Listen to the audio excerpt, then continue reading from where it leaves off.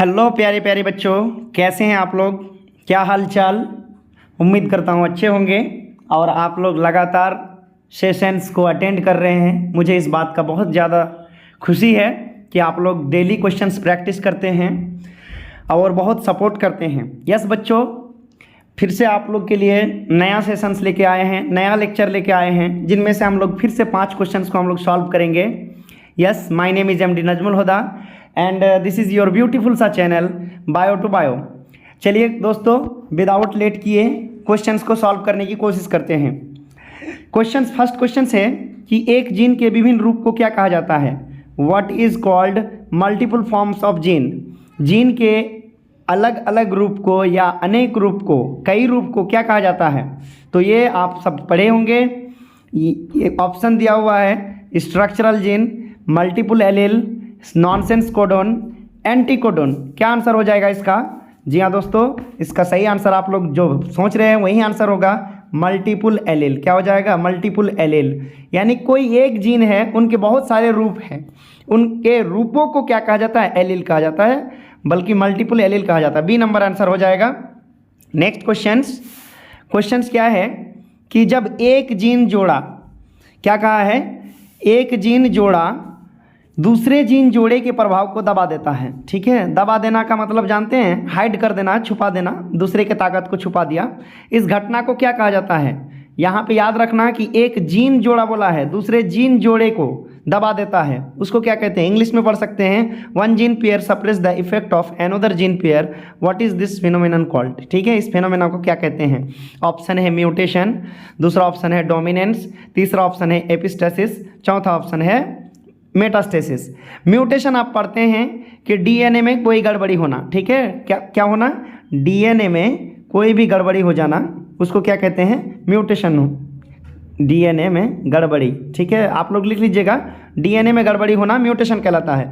Dominance क्या होता है? डोमिनेंस इसी के जैसा ही डेफिनेशन होता है, लेकिन उसमें क्या होता है? लक्षण होता है, उसमें ट्रीट होता है। जब एक ट्रीट दूसरे ट्रीट को दबा देता है या उनके गुणों को दबा देता है, तब उसको डोमिनेंस कहते हैं। एपिस्टेसिस इसका सही आंसर हो जाएगा दोस्तों। एपिस्टेसिस का क्या आंसर हो जाएगा?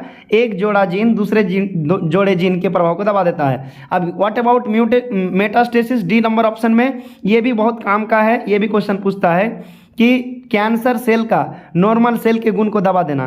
कोई कैंसर सेल होता है, ठीक है, जब ये नॉर्मल सेल के गुण को दबा देता है, तब उस घटना को क्या कहते हैं? मेटास्टेसिस कहते हैं। तो ठीक है, इसका आंसर अभी फिलहाल सी कर लीजिए, एकदम सही आंसर सी है। लेकिन कैंसर सेल से रिलेटेड अगर पूछें तो आप लोग मेटास्टेसिस लगा दीजिएगा। नेक्स्ट है आपका मनुष्य में एबीओ रक्त समूह क्या दर्शाता है? मनुष्य में जो एबीओ ब्लड ग्रुप सिस्टम होता है वो क्या दर्शाता है? इनकम्प्लीट डोमिनेंस, या फिर मल्टीपल एलील, या फिर कोडोमिनेंस, या फिर सब कुछ? तो देखो इसका आंसर क्या हो जाएगा? इसका आंसर आप जान गए होंगे, बी एंड सी बोथ। ठीक है, डी नंबर हो जाएगा। कैसे होता है? हम लोगों में क्या होता है? एक जीन होता है जिसको नाम है आई जीन। इनके जो है ना 3 अलग अलग रूप होते हैं। एक को बोला जाता है IA, एक को बोला जाता है IB, ठीक है, और एक को बोला जाता है आई नोट। क्या बोला जाता है? आई नोट। तो 3 अलग अलग रूप हो गया, एक जीन के अलग अलग रूप हो गया। इनको बोला जाता है एलील। क्या बोला जाता है? इनको एलील बोला जाता है।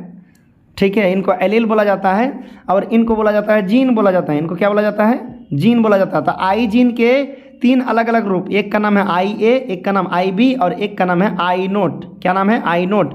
तो 3 अलग अलग रूप हैं, इसीलिए इनको मल्टीपल एलील कहा जाता है। और कोडोमिनेंस का मतलब ये होता है कि जब गुण जो है, मान लीजिए एक औरत IA वाला है, ब्लड ग्रुप A वाला है, एक B वाला है, तो उनके बच्चे में A भी हो सकता है, B भी हो सकता है, AB भी हो सकता है। ऐसा हो सकता है, यानी कि दोनों का गुण जब प्रदर्शित हो जाता है तब उसको कोडोमिनेंस कहते हैं। कोडोमिनेंस का डेफिनेशन क्या होता है कि जब पेरेंट का गुण बच्चे में प्रदर्शित होता है, पेरेंट मतलब दोनों, मेल फीमेल का गुण अगर बच्चे में ये हो जाता, दिख जाता है, प्रदर्शित हो जाता है, तब उस चीज़ को हम लोग कोडोमिनेंस कहते हैं। तो आई थिंक आप समझ गए होंगे, इसका आंसर हो जाएगा बी एंड सी दोनों, यानी मल्टीपल एलील भी हो जाएगा और कोडोमिनेंस भी हो जाएगा। नेक्स्ट नेक्स्ट क्वेश्चन कहा है, देखिए उसी से रिलेटेड एक क्वेश्चन आ गया है। क्वेश्चन ये कहा है कि एक लड़का यानी एक बालक का ब्लड ग्रुप ओ है, एक बच्चा है जिसका ब्लड ग्रुप ओ है और उस बच्चे के पिता का ब्लड ग्रुप बी है, तो बताइए उसके पिता का जो होता है जेनेटिक मेकअप कैसा रहा होगा। जी हाँ बच्चों, उसका पिता का जेनेटिक मेकअप क्या रहा होगा। बच्चे का क्या है, बच्चे का ओ है मान लीजिए, और ओ के लिए क्या कंडीशन है, आई नोट दोनों होना चाहिए, आई नोट दोनों होना चाहिए। और आई नोट कब आएगा, जब उसका माता का भी आई नोट एक होगा और उसका पिता का भी आई नोट होगा, यानी उसका बाप का ब्लड ग्रुप ऐसा रहा होगा आई बी आई नोट, और उसका माता का कुछ भी रह जाए, मान लीजिए कुछ भी है, कुछ भी मतलब कुछ भी, मान लीजिए आई ए है, आई नोट है, मान लीजिए उसका पिता बी है और उसका माता का कुछ भी रख दीजिए, लेकिन एक तो आई नोट आपको रखना ही पड़ेगा, क्योंकि दोनों आई नोट तभी आएगा जब पिता का एक आई नोट प्रेजेंट हो, माता का एक आई नोट प्रेजेंट हो, दोनों मिलकर के ही क्या बनाएगा, आई नोट बनाएगा, तब ब्लड ग्रुप ओ बन सकता है। तो इसका मतलब पिता का ब्लड ग्रुप क्या होगा, आई बी आई नोट, क्योंकि उसका पिता का ब्लड ग्रुप बी था, तो बी के लिए यही कंडीशन है, दोनों ओ होने के लिए। ठीक है, तो आंसर क्या हो जाएगा बच्चा, सी आंसर हो जाएगा। क्या हो जाएगा, सी आंसर हो जाएगा। नेक्स्ट पूछा है, देखो टुच्चू सा क्वेश्चन है यार, सेशंस का लास्ट में टुच्चू सा क्वेश्चन आ गया है। क्वेश्चन क्या है, मल्टीपल फॉर्म ऑफ जीन। अरे भाई ये तो पहले ही कर लिए थे। मल्टीपल फॉर्म ऑफ जीन क्या क्या कहलाता है, मल्टीपल एलील कहलाता है। क्या कहलाता है, मल्टीपल एलील। यस दोस्तों, अगर वीडियो अच्छा लगे तो do like, do share and do subscribe. और आप लोग इसी तरीके से अपना तैयारी को जो है जारी और सारी रखिए, कंटिन्यूअस रखिए। ज़रूर आपका बोर्ड में बहुत ही अच्छा होने वाला है, आप लोग को एकदम बिल्कुल इसका फ़ायदा महसूस होगा। तब तक के लिए मिलते हैं नेक्स्ट लेक्चर में। जय हिंद, जय भारत।